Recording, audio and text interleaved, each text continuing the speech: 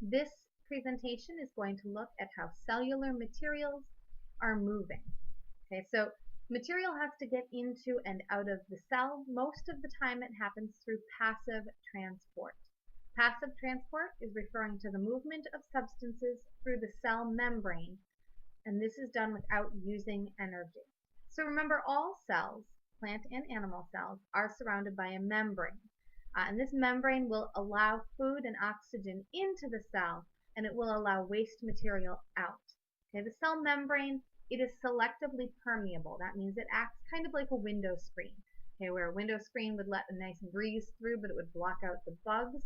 Okay, your cell membrane lets in some things and it blocks others. There are three types of passive transport. They include diffusion, osmosis, and facilitated diffusion. So in order to talk about diffusion, we need to understand a little bit about molecules. Now, molecules are constantly moving and they move randomly. A molecule is referring to the smallest substance that can take part in a chemical reaction. So there are many of these very tiny, small, microscopic molecules in your body. Molecules will move from an area with more of them into an area with fewer. And this is called diffusion. You can think of it like when you are in a crowded room, you would much rather be in a room that is not as crowded. So you would physically move from the crowded space to the less crowded space.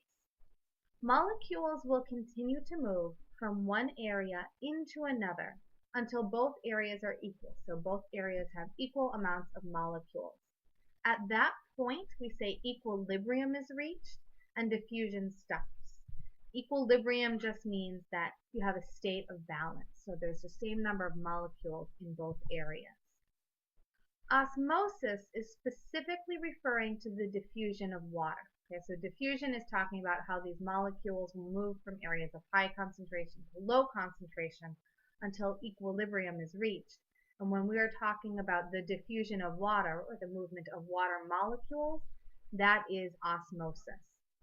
So water gets into and out of cells by osmosis.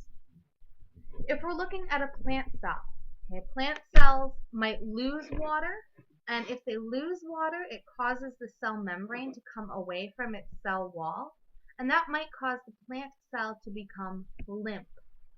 If the water around the cells moves into them, so if the plant cell is surrounded by water, water moves into the plant cell then fills with water, and the membrane starts to push against the cell wall.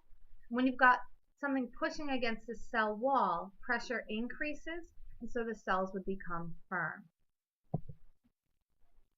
Facilitated diffusion.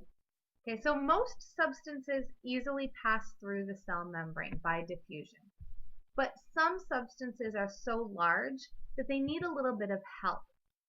For example, glucose molecules. They are so large that they enter the cell only with the help of molecules in the cell membrane. And these special molecules in the cell membrane are called transport proteins, and they're kind of like an escort that help bring in the glucose molecules. And when these transport proteins are used, that is called facilitated diffusion.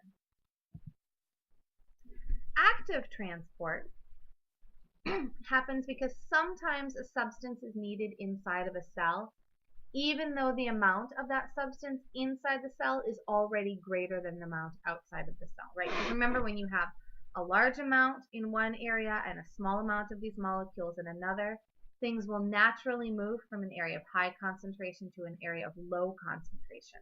Sometimes we call that an area of high entropy to an area of low entropy. But like in plants, you still want to keep taking in nutrients. For example, the roots of a plant already might contain more mineral molecules than the surrounding soil. So the tendency would be for the mineral molecules to move out of the root by diffusion. However, the plant really wants to hold on to more of those minerals, so it will need to use energy. An input of energy will be required to move materials through the cell membrane. So we say that's active transport. Okay, the organism is like working to have those materials move into the cell membrane. One way this might happen is through endocytosis and exocytosis. So endo meaning going into, exo meaning leaving. Endocytosis is the process of taking substances into a cell by surrounding it with a cell membrane. So here we've got some little proteins. The cell wants to take them in. It has opened up and it's like surrounding. So this is the membrane, and it is starting to gather around these molecules here, and it's like sucking them in. Okay, so large protein molecules and bacteria can enter a cell when they're surrounded by the cell membrane. Here's how it works. The cell membrane folds in on itself. Okay, so it started to fold in on itself, and it will keep folding in until it's entirely enclosed. So this gap would close up. So you have like this empty space filled with the materials it was trying to capture, and we call that a vesicle. Vesicles are transport and storage structures in a cell's cytoplasm. The contents of a vesicle can be released by a cell using the process called exocytosis. Okay, so endocytosis is how they brought the material in.